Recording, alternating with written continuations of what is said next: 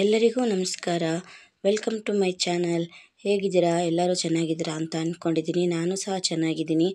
ನಾನಿವತ್ತಿಲ್ಲಿ ದೋಸೆಗೆ ಬ್ರೇಕ್ಫಾಸ್ಟಿಗೆ ಕಾಬೂಲ್ ಕಡಲೆನ ಬಳಸ್ಕೊಂಡು ವೆಜಿಟೇಬಲ್ ಕುರ್ಮನ ಮಾಡ್ತಾಯಿದ್ದೀನಿ. ಬಟಾಣಿ ಕಾಳಿನ ಬದಲಾಗಿ ನಾನು ಇಲ್ಲಿ ಕಾಬೂಲ್ ಕಡಲೆನ ಬಳಸಿದ್ದೀನಿ. ಬಟಾಣಿ ಕಾಳು ಹಾಕಿದ್ರೆ ನಮ್ಮ ಮನೇಲಿ ತಿನ್ನಲ್ಲ ಅನ್ನೋ ಒಂದು ಇಂಟೆನ್ಷನ್ಗೆ ನಾನು ಕಾಬೂಲ್ ಕಡಲೆನ ಬಳಸಿದ್ದೀನಿ. ಇದನ್ನು ನಮ್ಮ ಮನೇಲಿ ತಿಂತಾರೆ. ತುಂಬ ಚೆನ್ನಾಗಿ ಬಂದಿತ್ತು, ಹಾಗಾಗಿ ನಾನು ನಿಮ್ಮ ಜೊತೆ ಶೇರ್ ಮಾಡ್ತಾಯಿದ್ದೀನಿ. ಇಲ್ಲಿ ನಾನು 1 ಕಪ್ಪಷ್ಟು ಕಾಬೂಲ್ ಕಡಲೆನ ರಾತ್ರಿನೇ ಚೆನ್ನಾಗಿ ನೆನೆಸಿ ಅದಾದ ನಂತರ ಇಲ್ಲಿ ಕುಕ್ಕರಲ್ಲಿ ಒಂದು 3ರಿಂದ 4 ವಿಷಲು ಹೊಡ್ಸ್ಕೊಳ್ಳೋಕ್ಕೋಸ್ಕರ ಇಡ್ತಾಯಿದ್ದೀನಿ. ಸ್ವಲ್ಪ ನೀರು, ಸ್ವಲ್ಪ ಉಪ್ಪು ಹಾಕಿ ಒಂದು 3ರಿಂದ 4 ವಿಷಲನ್ನ ತಗೋತೀನಿ. ಹಾಗೆ ತೋರಿಸ್ದೆ ನಾನು ಇಲ್ಲಿ ಸಾಫ್ಟಾಗಿ ಕಾಬೂಲ್ ಕಡಲೆ ಬೆಂದಿದೆ.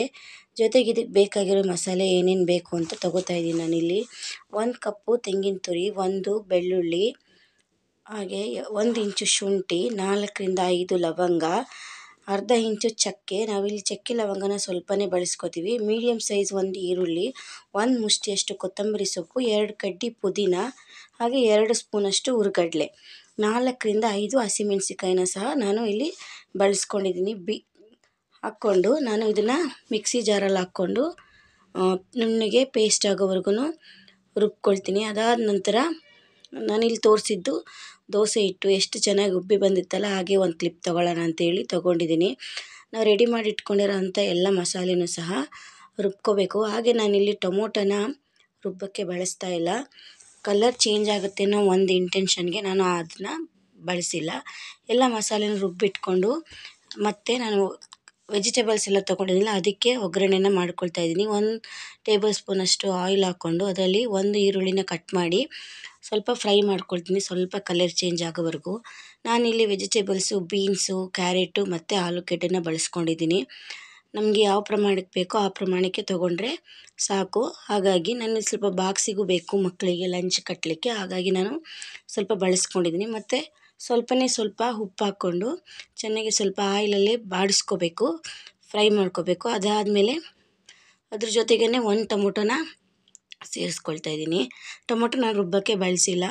ಹಾಗೆ ನೀಟಾಗಿ ರುಬ್ಕೊಂಡಿರೋ ಅಂಥ ಮಸಾಲೆನ ಇದಕ್ಕೆ ಹಾಕಿ ಮಿಕ್ಸ್ ಮಾಡಿಕೊಂಡು ಸ್ವಲ್ಪ ನೀರು ಹಾಕ್ಕೊಂಡು ಜಾರಲ್ಲಿರುತ್ತಲ್ಲ ಮಸಾಲೆ, ಅದನ್ನು ತೊಳೆದು ಇದಕ್ಕೆ ಹಾಕ್ಕೊತೀನಿ. ಅದಾದಮೇಲೆ ಇಲ್ಲಿ ನಾನು ಹೇಳಿದ್ನಲ್ಲ 2.5 ಸ್ಪೂನಷ್ಟು ಧನಿಯಾ ಪೌಡರ್ ಬಳಸಿದ್ದೀನಿ. ಒಣಮೆಣ್ಸಿನ್ಕಾಯಿ ಪೌಡರ್ ಬಳಸಿಲ್ಲ, ಯಾಕಂದರೆ ನಾನು ಕುರ್ಮ ಮಾಡ್ತಾಯಿದ್ದೀನಿ, ಸ್ವಲ್ಪ ಗ್ರೀನ್ ಕಲರ್ ಇರೋ ಕುರ್ಮ ಮಾಡ್ತಾಯಿದ್ದೀನಲ್ಲ, ಅದಕ್ಕೆ ನಾನು ಒಣಮೆಣ್ಸಿನ್ಕಾಯಿ ಪೌಡರ್ನ ಬಳಸಿಲ್ಲ. ಧನಿಯಾ ಪೌಡರ್ ಹಾಕ್ಕೊಂಡು ಚೆನ್ನಾಗಿ ಮಿಕ್ಸ್ ಮಾಡಿಕೊಂಡು ಆಲ್ರೆಡಿ ನಾವು ಬೇಯಿಸಿಟ್ಕೊಂಡಿರೋ ಅಂಥ ಕಾಬೂಲ್ ಕಡಲೆನ ಜೊತೆಗೆ ಸೇರಿಸಿ ಈ ಟೈಮಲ್ಲಿ ಚೆನ್ನಾಗಿ ಮಿಕ್ಸ್ ಮಾಡಾದಮೇಲೆ ಟೇಸ್ಟ್ನ ನೋಡಿಕೊಂಡು ಉಪ್ಪು ಹಾಕ್ಕೋಬೇಕು. ನನಗೆ ಸ್ವಲ್ಪ ಬೇಕು ಅನ್ನಿಸ್ತು, ಅದಕ್ಕೆ ನಾನು ಹಾಕ್ಕೊಂಡಿದ್ದೀನಿ.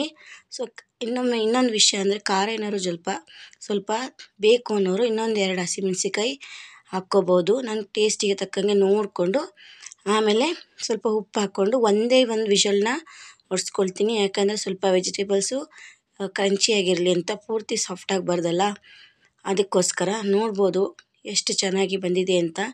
ನಾನು ಸ್ವಲ್ಪ ನೀರು ಹಾಕ್ಕೊಂಡಿದ್ದೆ.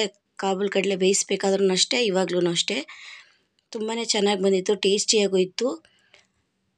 ಹಿಂಗೆ ತೋರಿಸ್ತಾ ಇದ್ದೀನಿ ನಾನು. ಮತ್ತೆ ಒಂದು ಬೌಲಿಗೆ ಸರ್ವ್ ಮಾಡಿ ನಾವು ದೋಸೆ ಜೊತೆ ಮಾಡಿದ್ದೆ. ಇಲ್ಲೇನಪ್ಪ ಅಂದರೆ ದೋಸೆ ಯಾವ ಥರ ಬಂದಿದೆ ಅಂತ ತೋರ್ಸೋಕ್ಕೆ ಒಂದು ಕ್ಲಿಪ್ ತೊಗೊಂಡಿದ್ದೆ. ತುಂಬಾ ಚೆನ್ನಾಗಿ ಬಂದಿತ್ತು. ಸೆಟ್ ದೋಸೆ ಥರನೇ ಮಾಡ್ತೀನಿ, ಯಾಕಂದರೆ ಸಾಫ್ಟಾಗಿರುತ್ತಲ್ಲ, ಬೇಗ ತಿನ್ಬೋದು ಅಂತ. ತೆಳು ದೋಸೆ ಏನಿದ್ರು ರಜೆ ಟೈಮಲ್ಲಿ ಮಾಡ್ತೀನಿ, ಸಂಡೇ ಆ ಥರ ಟೈಮಲ್ಲಿ. ವಿಡಿಯೋ ಏನಾದ್ರು ಇಷ್ಟ ಆಯಿತು ಅಂದರೆ ಒಂದು ಲೈಕ್ ಮಾಡಿ, ಶೇರ್ ಮಾಡಿ, ತಪ್ಪದೆ ಚಾನಲ್ಗೆ ಒಂದು ಸಬ್ಸ್ಕ್ರೈಬ್ ಮಾಡ್ಕೊಳ್ಳಿ. ನೀವು ಟ್ರೈ ಮಾಡಿ, ತುಂಬ ಚೆನ್ನಾಗಿ ಬಂದಿತ್ತು. ನಿಮಗೇನಾದ್ರು ಇಷ್ಟ ಆಯಿತು ಅಂದರೆ ತಪ್ಪದೆ ಮತ್ತೆ ವಾಪಸ್ ಬಂದು ವಿಡಿಯೋದಲ್ಲಿ ಒಂದು ಒಳ್ಳೆ ಕಮೆಂಟ್ ಮಾಡಿ. ನಾವು ಇದನ್ನು ದೋಸೆ ಜೊತೆ ಸರ್ವ್ ಮಾಡಿದ್ವಿ, ಲಂಚ್ ಬಾಕ್ಸಿಗೂ ಆಗುತ್ತೆ ಅಂತೇಳಿ. ನಿಮಗೇನಾದ್ರು ವಿಡಿಯೋ ಇಷ್ಟ ಆಯಿತು ಅಂದರೆ ಶೇರ್ ಮಾಡಿ. Thank you very much for watching. Bye. ಮತ್ತೆ ಸಿಗ್ತೀನಿ ಮತ್ತೊಂದು ವಿಡಿಯೋ ಜೊತೆ.